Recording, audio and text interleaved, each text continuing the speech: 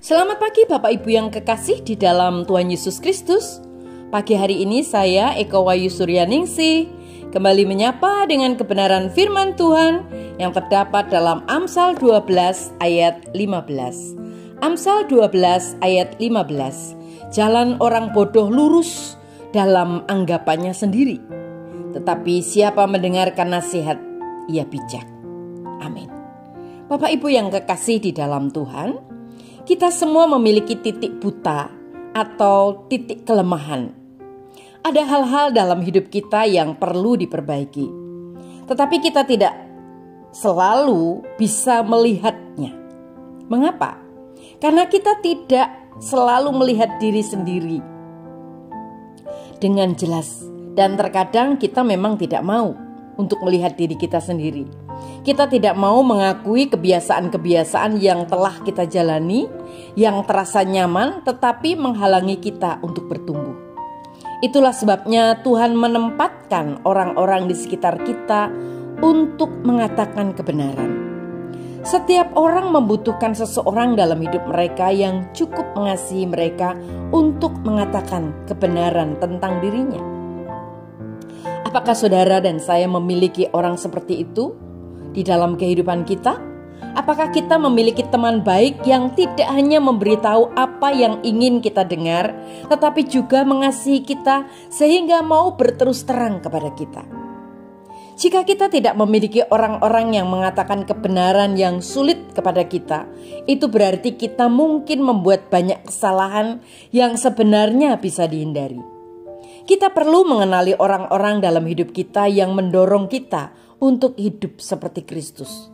Kita juga memerlukan orang, bahkan kita sendiri perlu menjadi orang seperti itu bagi orang lain.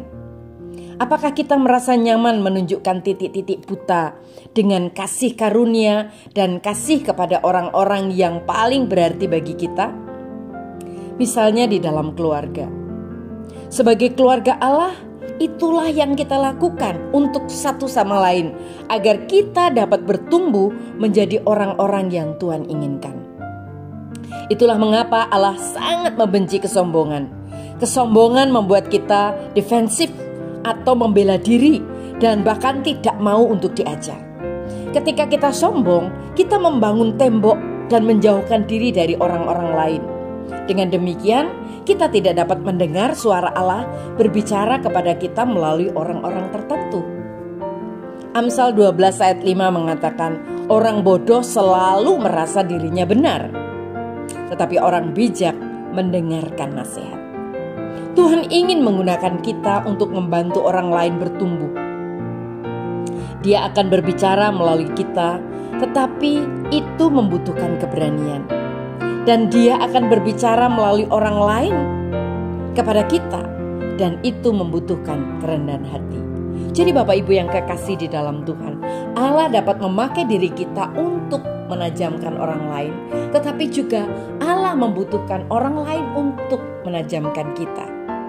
Mungkin kita sedang memikirkan seseorang saat ini. Kita punya teman, kita punya saudara kandung, atau kita punya rekan kerja yang sedang menuju ke jalan yang salah, dan kita melihatnya dengan jelas, tetapi kita tidak mengatakan apa-apa.